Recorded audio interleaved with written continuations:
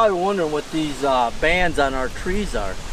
Well, last year we had a really bad problem with gypsy moths, and they're a larva that turns into a caterpillar, I guess, and they climb up the trees and they just about stripped them. In fact, some of our white oaks we think are dead because of them. We got more dead trees here than last year. So we found this product actually at Home Depot. It's called Catchmaster. It's a tree banding insect barrier. It's good for spotted lanternflies, gypsy moths, and cankerworms. So we're starting to apply those. So I'm going to show you how we put this on, but you can already tell we got some insects, but not many of the gypsy moths yet. They're not totally out, and you want to apply this as early, before they really start coming back out of the ground, or you know, when they turn into their caterpillar stage. The instructions say what you wrap is the clear plastic wrap. It looks like the stuff that you see on packaging, like at a big pallet at Walmart or Sam's Club or something. You wrap that around.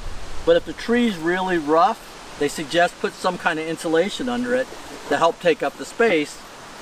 What we came up with is, since we're building a house and I saw this and I thought it would work, this is what's called sill seal. It goes under the bottom plate between the wood and the concrete to seal that area. And I think it works pretty good, so we've been wrapping this around. So what I do is I take and cut a piece, and with the big trees, DeAnna has to help me because I can't reach all the way around. So we cut a piece. You don't need to overlap much. And then I take a little piece of duct tape. So I got it.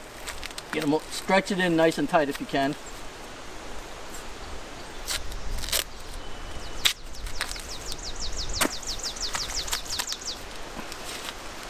Like so. And then I just put a piece on it.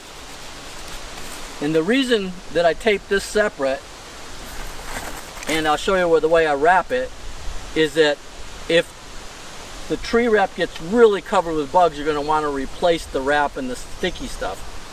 So I put it where we can just cut the wrap off and leave that on there. So then I start wrapping it. You want to wrap it as tight as you can.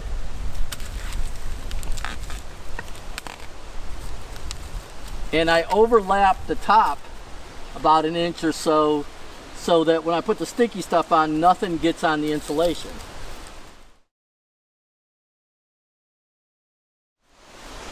And in this kit they give you plenty of this wrap, so you can put quite a bit on.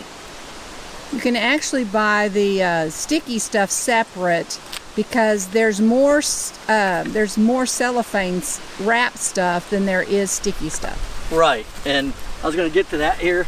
Sorry. So once you get it wrapped, you get this stuff. You might want to wear gloves. It comes off pretty easy. And it's in a jar. And like DeAnna says, you can buy just this, because you'll run out of this, the Catchmaster barrier adhesive, or insect barrier adhesive, before you'll run out of the wrap. And then what I do is I try to keep it just inside the pink. That way we can cut that cellophane kind of stuff and wrap and take it off and put a new one on. And then that's all you do, is you just start going and just put a nice coat all the way around.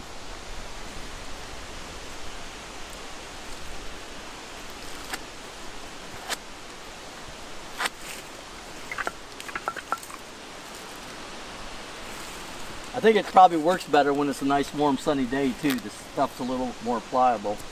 But it stays pretty good even when it gets chilly.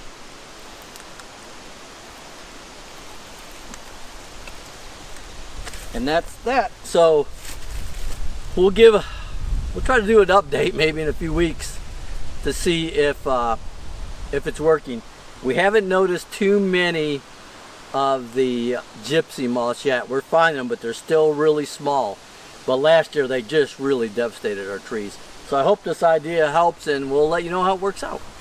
And as you can see with trees like this that have a smooth bark, you don't need to have the pink foam on, just the little cellophane. As you can see, this one has the sticky stuff already, and it has collected A few insects. Lucky or unlucky as it is, white oak does make a great piece of lumber.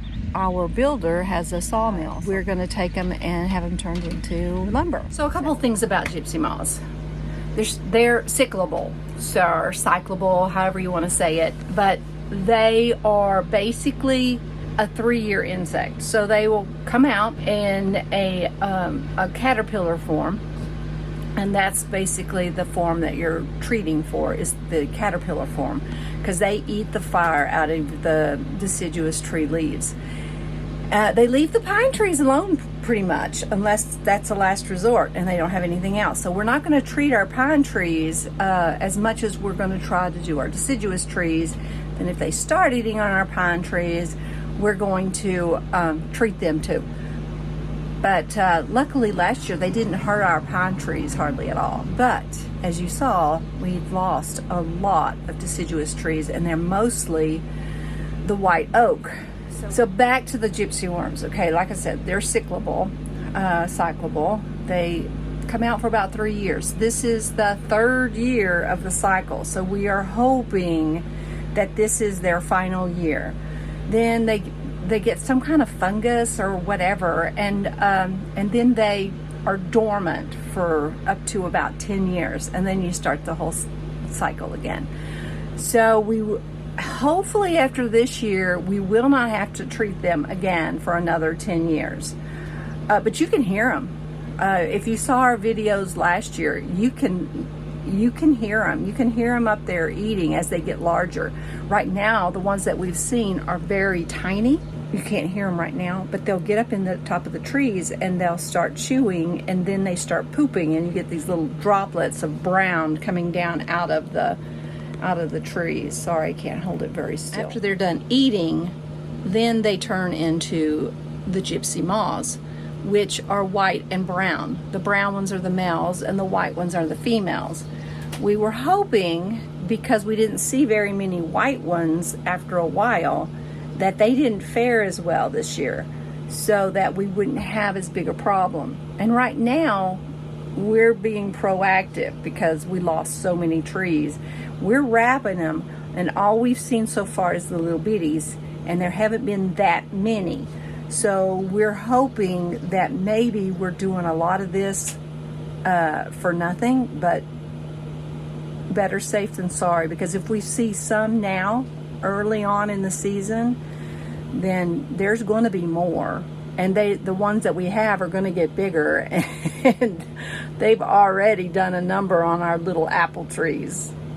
The gypsy moths, or the spongy caterpillars as they're sometimes known as, have not always been a problem. They were introduced into Michigan by a guy who really didn't know the damage that they could do.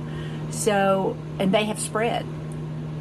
NPV is a disease that they get along with the fungal disease, which actually helps to control them.